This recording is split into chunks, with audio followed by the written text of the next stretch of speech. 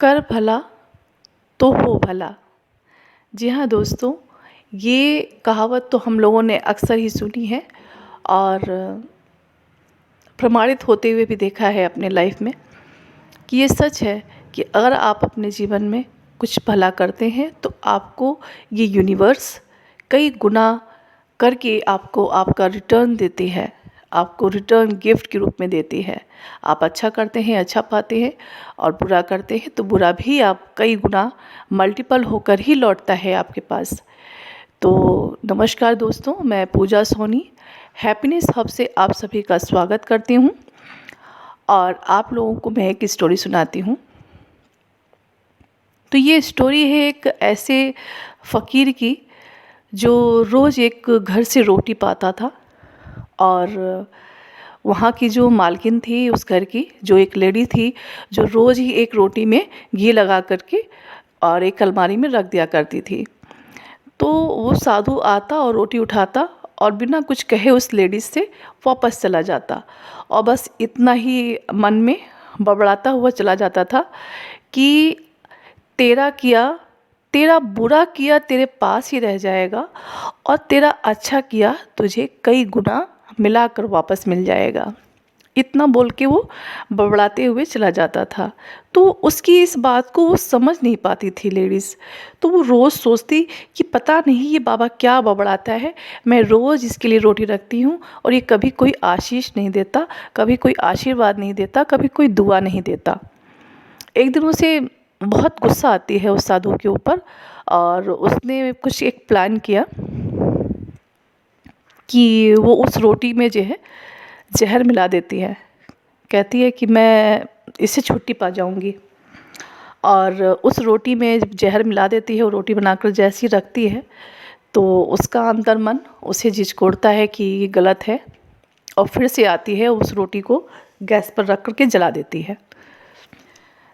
जलाने के बाद में वो फिर से नई रोटी बनाती है और उसमें घी लगा करके फिर से वो रख देती है और जैसे ही वो रख करके हटती है वैसे ही फिर से वो फ़कीर आता है और उस रोटी को ले जाता है और फिर से वही बात रिपीट करता है जैसे कि वो रोज़ करता था।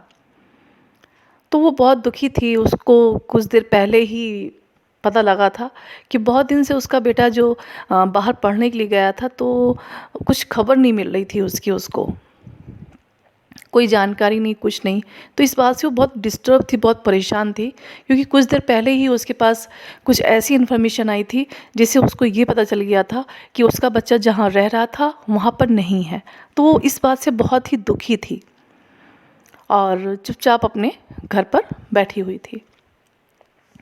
तो कुछ देर के बाद उसे एक आहट सी सुनाई पड़ती है कुछ घंटों के बाद। तो वो जब बाहर जाती है तो देखती है कि बाहर उसका बेटा खड़ा हुआ है, जिस बेटे को याद करके वो दुखी हो रही थी, परेशान हो रही थी। तो जैसे ही उसने बेटे को देखा उसको तुरंत अंदर लेकर के आई और उसको फ्रेशन अप करने के बाद उसे कुछ खिलाने पिलाने के बाद उसको पूछती है कि तेरी ऐसी हालत कैसे हो गई और क्या हुआ तेरे साथ में, मुझे पूरा सब कुछ बता। तो उसने कहा माँ, मैं वहाँ पर पढ़ाई करने के लिए गया था हॉस्टल में और मेरे साथ बहुत बुरा हुआ और मेरे साथ अच्छा नहीं हुआ तो मैं वहाँ से छोड़कर आ गया और मैं कई दिनों से पैदल चल के आ रहा था। तो मेरे पास खाने के लिए कुछ पैसे भी नहीं थे, कुछ भी नहीं था और मैं भूख की वजह से मर रहा था और मैं 2-3 दिनों से वहाँ पर पड़ा हुआ था, मेरे पास खाने के लिए कुछ नहीं था, ना ही पैसे थे। अगर उस साधु बाबा ने मुझे रोटी नहीं दी होती तो मैं मर जाता भूख की वजह से। तो उसने पूछा कौन सा साधु?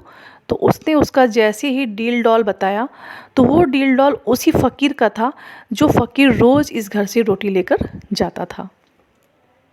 ये सुनकर उसकी माँ को बहुत तकलीफ़ हुई कि अगर वो रोटी जहर वाली नहीं हटाती तो आज तो उस रोटी को उसके बेटे ने ही खा लेनी थी और कितना बुरा हो जाता उसके साथ में। तब उसको उस फ़कीर की बातें याद आईं कि वो क्या बड़बड़ाता था। तो उसे ख्याल आया कि अच्छा इसका मतलब ये था कि वो बाबा जो फ़कीर था वो रोज़ यही बोलता था कि तेरा बुरा तेरे पास ही रह जाएगा और तेरा किया अच्छा तेरे पास कई गुना लौट करके वापस आएगा। अगर मैंने उस जहर वाली रोटी को नहीं हटाया होता तो इस रोटी को मेरा ही बेटा खा करके और कितना गलत हो चुका होता। तो इस बात का उसे बहुत पछतावा होता है। और इस स्टोरी से जो मोरल मिलता है वो ये मिलता है कि कर भला तो हो भला। अगर आप किसी और के लिए भला सोचते हैं तो आपके लिए कहीं ना कहीं कुछ ना कुछ भला हो रहा होता है। ईश्वर आपके लिए अच्छा कर रहा होता है, जो आपको पता ही नहीं होता कि हाँ आपके साथ कुछ अच्छा होने वाला भी है या आपके किए का कुछ अच्छा आपको मिलने वाला भी है। तो कैसी लगी आप लोगों को ये स्टोरी, आप मुझे प्लीज़ कमेंट्स करके ज़रूर बताएं और मेरे चैनल को लाइक एंड सब्सक्राइब ज़रूर करें। Thank you.